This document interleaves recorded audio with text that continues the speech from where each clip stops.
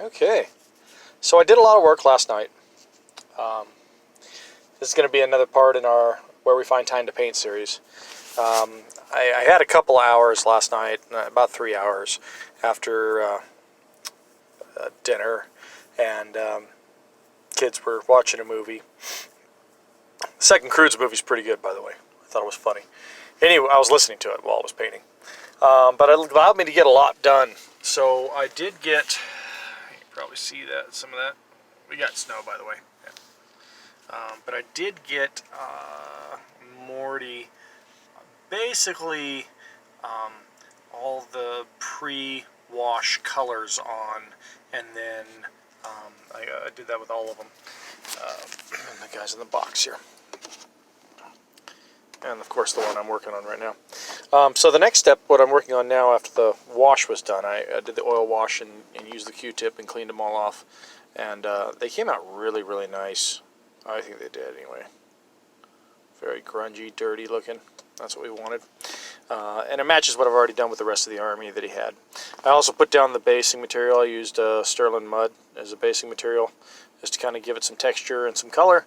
I'll be dry brushing that later before I paint the rings on the bases. But today, it's we got about 20 minutes today. Kind of a short day. I might be going home early. But today I'm working on this little technique. On the end of the flails there, every place where there's going to be smoke, I have a color scheme that I use for those, but I have to base it in gray sear. So today I'm using Citadel Gray Sear right out of the pot. That's the base coat for the contrast paints. But that's what I'm going through and doing right now. Is just painting all those materials. The camera was a little far away from where I was painting yesterday. I don't think I have an angle that's any better. I'll work on that, but I'm going to put it back up in the same place today, do a little painting. But I have a Bible verse I wanted to go over first, and I didn't get a chance to do that. Got ahead of myself. So today's line is going to be Ecclesiastes 9:10. Whatever your hand finds to do, do it with all your might. For in the realm of the dead, where you are going, there is neither working, nor planning, nor knowledge, nor wisdom. So, anyway, that being said, put this back in its positional. Alright, and then we'll continue to paint on. Like I said, I'm just going through. I'm using it straight out of the pot. I usually don't do that, but I forgot my wet palette today, so I'm just kind of putting the stuff on and spreading it around. Just trying to get all the smoke on these models painted with this gray sear. I'll end up using a wash on it to change the color. Most of these models have some effect of smoke, so the surgeon doesn't. But almost all the Terminators have something coming out of their pipes on their back. And I paint right over the top of it. That's why I really like this gray sear stuff, this base coats. Like I said, I can't say enough about the base coat paint line from GW. The only thing I don't like is the pots. I mean, the paint is amazing. It's really nice. I really haven't come across another paint. Maybe if you guys see one down in the comments that'll offer the same kind of coverage for a better price, I'll try it. I'm willing to try anything once. But, yeah, this is what I found that works. And it works rather well. This is just the fly contagion smoke that comes out of them. Because now they emit an aura, which is really neat. So the auras, traditionally for the deathguard now, are like a contagion aura, if I recall. The book actually comes out this Friday. We're going to be doing that preview, playing them. Now, Brandon hasn't played them before, and he's doing a lot of research, and so have I, so we can kind of get through it all. And we have our pre-ordered books sitting there waiting for us on Friday. Hopefully, if everything goes according to plan and we're not delayed getting it. But it will be a lot of fun to try out the new rules. Anyway, back to Contagion. So they have an aura of Contagion, and you get to choose auras of Contagion based on what... it's kind of like a sub-faction or a chapter tactic, so to speak, for the Deathguard. It allows them to do different things. A couple that are really nice that I was hearing about or reading about. The stock one is -1 to toughness, which actually I think is pretty solid.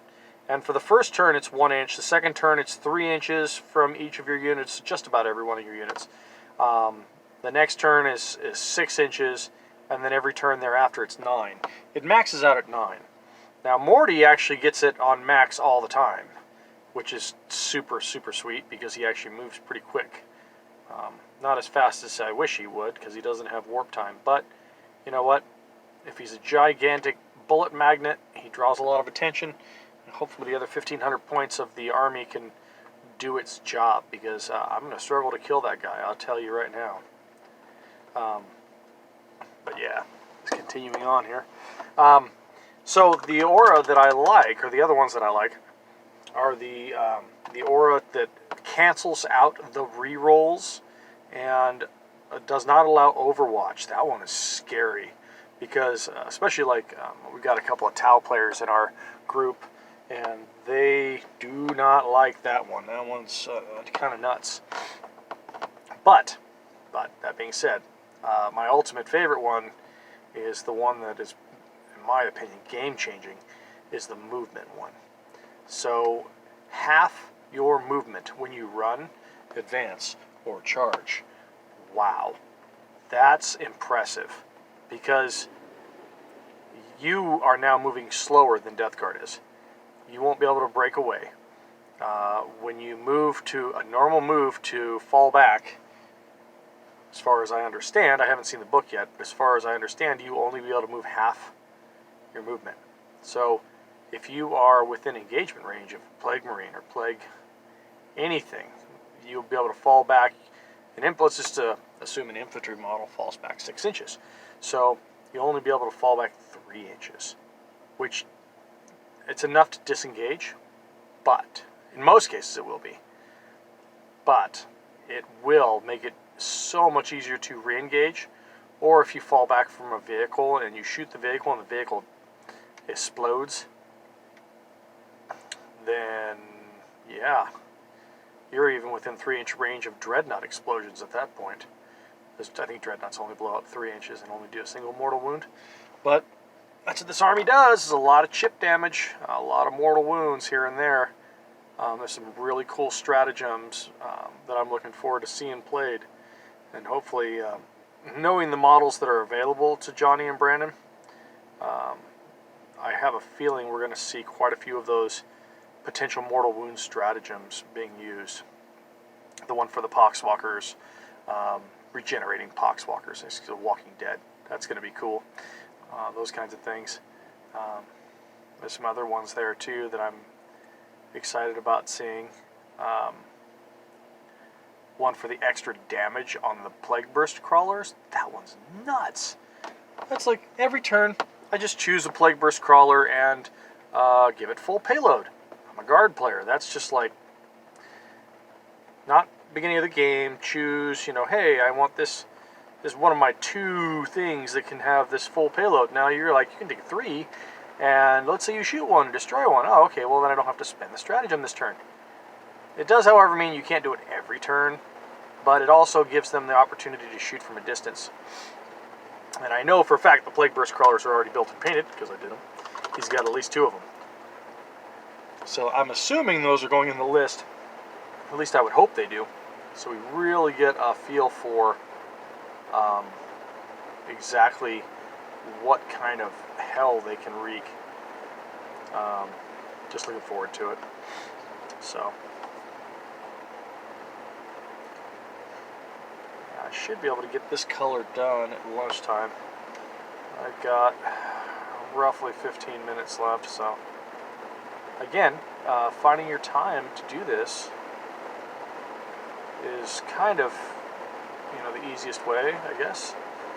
I do it on my lunch break. Like I said, every little bit helps. I did have a lot of time last night. It doesn't happen every night. Sometimes I only get like, half hour or no time. Sometimes I don't have any time at night.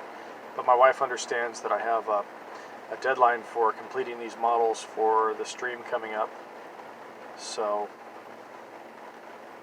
as long as I continue being responsible, getting all my adulting done and out of the way, I can continue to paint and get things finished.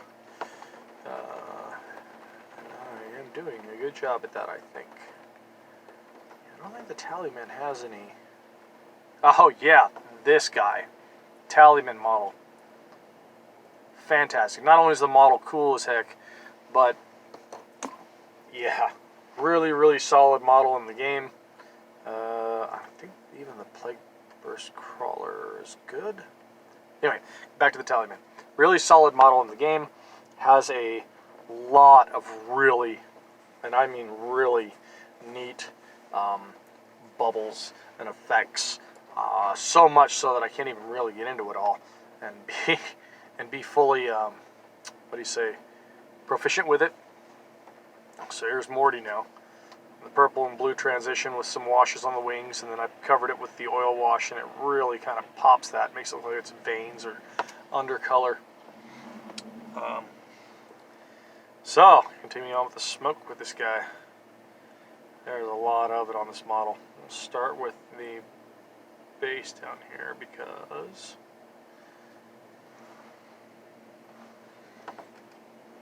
the base is where most of this smoky stuff is. I've got a couple more pieces to attach to his scythe and to his backpack or his destroyer hive pipes on the back that I'll be dealing with when I get home. So I left them on my desk right next to my paint palette. But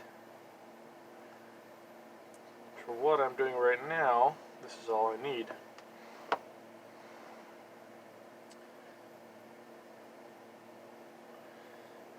And hopefully you can see what I'm doing down here. There's a couple little nurglings that I glued on. And maybe I should have waited to glue these guys on, but well, I just didn't want to lose them or break them or anything else. And if they're on there, then it reminds me I had to finish painting them. I think he came out really, really cool. Morty's just a fun model. I mean, not necessarily super fun to build because I couldn't figure out how to magnetize the wings properly. I probably could have looked up a YouTube video or something, but it's sitting on a shelf. It'll be on a shelf in a battle bunker for Red Bluff battle bunkers. So Red Bluff battle reports, I mean.